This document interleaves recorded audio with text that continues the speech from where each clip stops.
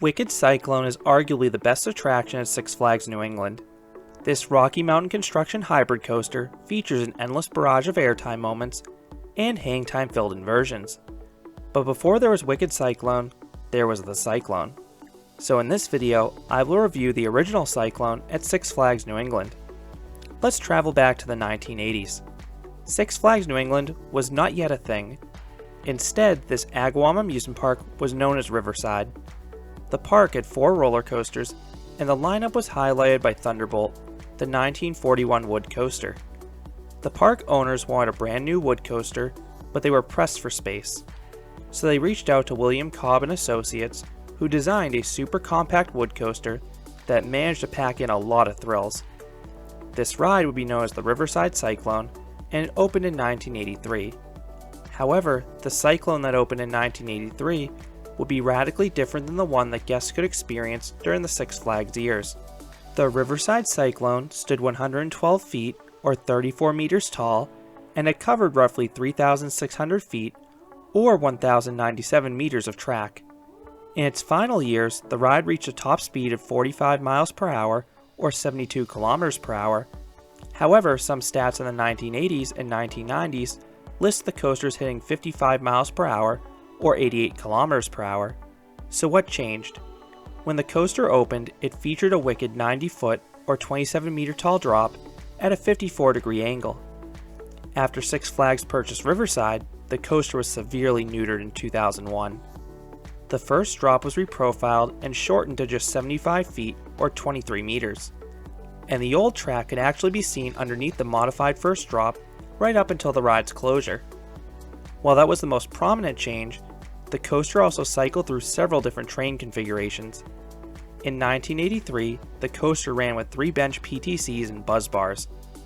Because of how extreme the airtime was for a ride with just buzz bars, the ride actually had shoulder belts added during its opening year. The shoulder belts were removed for 1984, but the trains were damaged that year. So Riverside combined the damaged trains into one good train, and then they purchased new trains for the 1985 season. The new trains were from Morgan, and they would have several advantages over the older PTCs. For one, they were 2 bench trains with a tighter turning radius, so the trains could better navigate the turns. 2, they were the lightest wood coaster trains on the market at the time, so the trains were gentler on the ride's massive wood structure. After Six Flags purchased Riverside, the Morgan trains were retired and replaced by 2 bench PTC trains in 2000 that sported an American flag paint scheme. These heavier trains are one of the reasons that the first drop was reprofiled in the following season. The other issues that plagued the Cyclone, especially after Six Flags took over, was how rough it became. Up until 2000, the Riverside Cyclone was a borderline top 25 wood coaster in the world in several polls, including the Mitch Hawker poll. But from 2000 onward, the Cyclone plummeted down the rankings. In its final 6 years, the Cyclone never placed higher than 103 on the Mitch Hawker poll.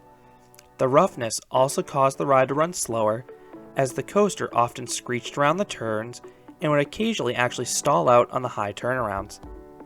The ride's size and twisting layout made the Cyclone a challenge to maintain. For the 2014 season, the Cyclone had sections of the ride retrofitted with Rocky Mountain Construction's topper track, which was a series of steel plates replacing the ride's original laminated wood. This was intended to smooth out sections of the ride and reduce maintenance. And from experience, these sections of the ride were significantly smoother. I was skeptical if the park would add more topper track in the following seasons, but Six Flags New England had bigger plans in mind. In June of 2014, Six Flags New England announced that the Cyclone would permanently close on July 20th, 2014. Enthusiasts immediately began speculating that the coaster would be converted by RMCed into a steel hybrid coaster, similar to what the chain did with the New Texas Giant and Iron Rattler. And sure enough, on August 28th, 2014, Wicked Cyclone was announced. And while Wicked Cyclone is an objectively better ride, Cyclone was still a decent ride even in its final years. It was a flawed ride, but still one I could enjoy. I should preface this review by stating I only rode the Cyclone after Six Flags modified it. For one, it almost always had a short wait even on busy days.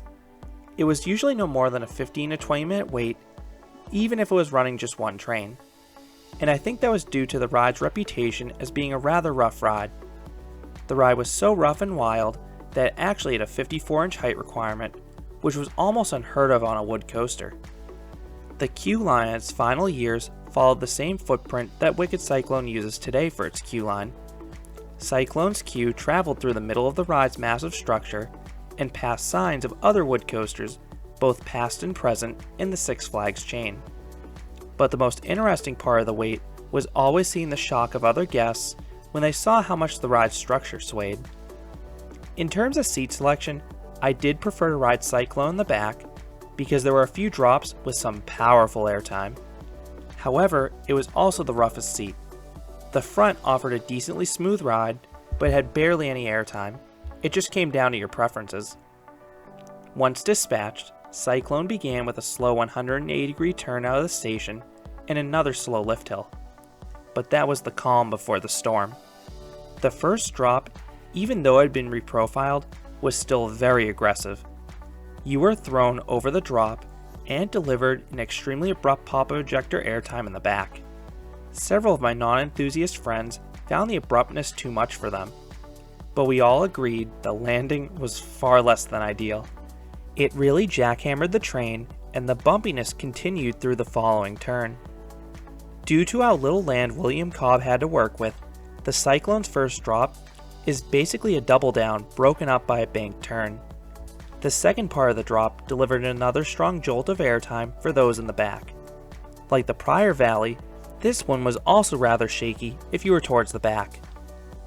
Cyclone would then rise up into a giant turnaround, losing all its speed.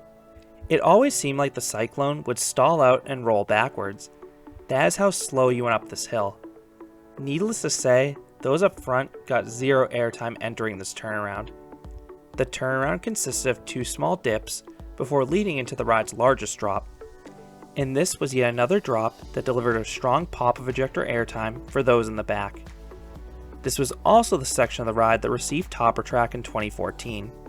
The drop lost a little bit of power with the topper track, but was still easily the smoothest part of the ride, and it sounded a lot different than the rest of the ride. That was followed by another large turnaround. The entrance was extremely sharp, so those up front got a really strong burst of airtime. That was followed by another painstakingly slow turn, and then Cyclone traveled down another sizable and steep drop. This drop kicked off the ride's second half, and it was comparable to the fifth drop on Ghost Rider at Knott's Berry Farm, or Raven at Holiday World, considering its placement and power. If you were in the back, this drop delivers some major ejector airtime. But while Raven and Ghost Rider flourish in the second half, Cyclone died. I know people often complain that Wicked Cyclone's finale is slow, but it was nothing compared to the original Cyclone. After the aforementioned drop, there was another turnaround with a devastating trim break on the way up that brought the train to a crawl. This caused the Cyclone to limp to the finale. There was no more airtime, just some weak laterals on the twisting hills, plus lots of jackhammering.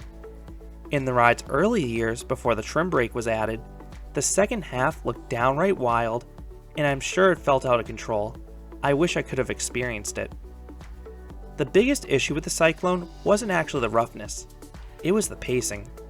This coaster was awkwardly paced due to the high turnarounds and trim brakes. It often felt like this coaster was pointlessly meandering and struggling to make it back to the station. This caused the ride to have dead spots left and right. So what would I rate the old Cyclone? I would give this classic wood coaster a 5 out of 10. Up front, the Cyclone wasn't overly rough, but it was relatively dull outside of one great airtime moment. In the back, Cyclone had 4 awesome ejector airtime moments, but you paid the price with some really shaky turns and valleys that followed. I think the roughness was overblown, especially in most seats. But as I mentioned, my biggest issue with this coaster, in the state that I rode it in, was the ride's abysmal pacing. The ride crawled and had a lot of lackluster hills as a result. Again, if I had ridden this opening year, or before Six Flags took over, this ride looked to have a much better paced ride. I really wish I could have experienced the Riverside Cyclone in its heyday, because that coaster looked incredible. but I think Six Flags New England made a wise decision converting this wood coaster into Wicked Cyclone, which is arguably the park's best attraction for its smooth and frenetic ride.